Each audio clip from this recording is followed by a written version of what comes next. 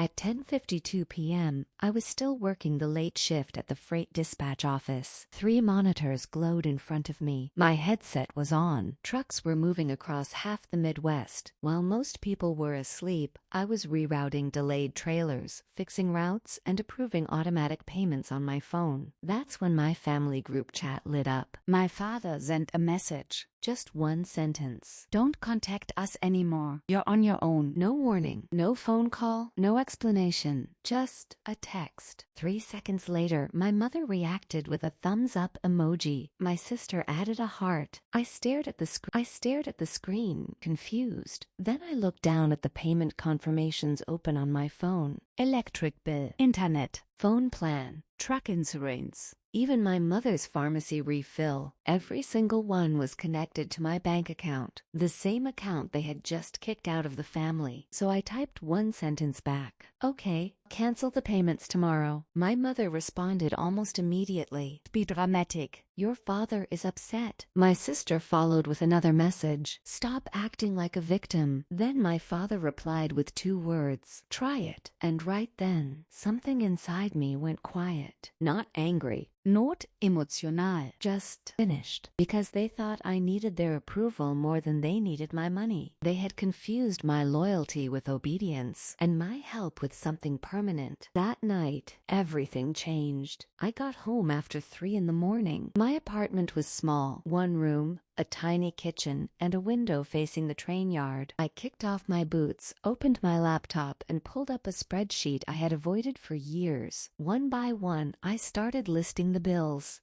Electric, gas, water, 3 phone lines, Internet service. my father's truck insurance, my sister's tuition payments, groceries delivered to their house, streaming services I never even used. Month after month, the numbers kept appearing. I kept scrolling and scrolling. Finally, I added everything together. The total appeared at the bottom of the screen. I actually said it out loud because I didn't believe it. $67,842. Nearly $70,000 in less than 3 years. Enough for a house down payment. Enough to pay off my car. Enough to completely change my life. Instead, it had quietly funded theirs. That's when something painful clicked. I wasn't helping my family. I had become their financial life support system. But something else caught my eye. One document looked strange. The property tax notice. It wasn't addressed to my father. It referenced a family trust under my grandfather's name, Walter Hayes, which meant something very simple. My father didn't even own the house he was sitting in. The roof he lived under belonged to my grandfather. I leaned back in my chair and laughed once. Not because it was funny, but because the entire lie finally made sense.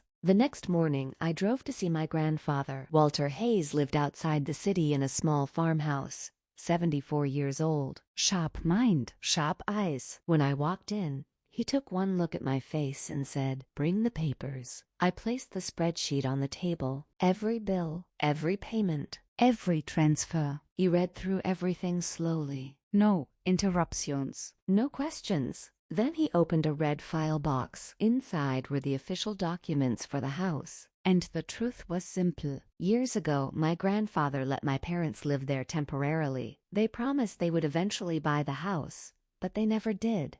They just stayed. Every time money came up, my mom cried, and my dad made excuses. Finally, my grandfather tapped the total on my spreadsheet. "You didn't help them," he said quietly. "You protected them from consequences." That sentence hit harder than my father's message, because it was true. Every time I paid a bill, I protected the lie. That was the moment I made a decision. Not emotional. Not angry, just clear. I was done financing their lives. Before my next shift, I recorded a video in my car, 5 minutes long. No yelling, No accusations. just facts. I listed every payment. Electric bill, internet service, truck insurance, Tuition, groceries. Then I ended with one sentence. "Since you told me I'm on my own, all financial support ends Friday." I attached the spreadsheet and sent the video to the family group chat. For 15 seconds, nothing happened. Then my phone exploded. My father called me ungrateful.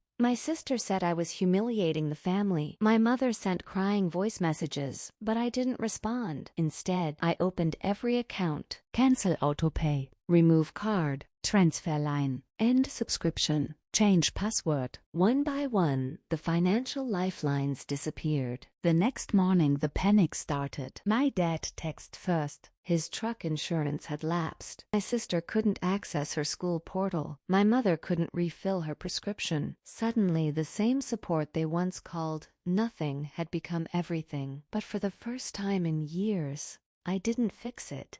Instead, I invested in my own life. I applied for a better apartment. I enrolled in the supervisor program at work, and I opened a new savings account. I named it one word: peace. 10 years have passed since that night. My career grew. I became an operations manager. I bought my own home. Built savings, built a life that didn't revolve around fixing everyone else's problems. And eventually, the calls returned. But the tone had changed.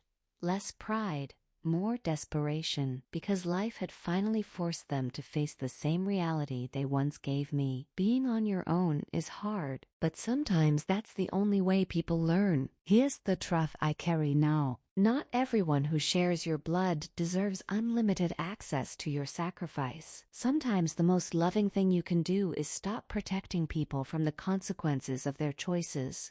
The day my father told me I was on my own, is stop protecting people from the consequences of their choices. The day my father told me I was on my own, he thought he was punishing me, but what he actually did was set me free. And the moment I stopped paying for disrespect, my life finally started moving forward.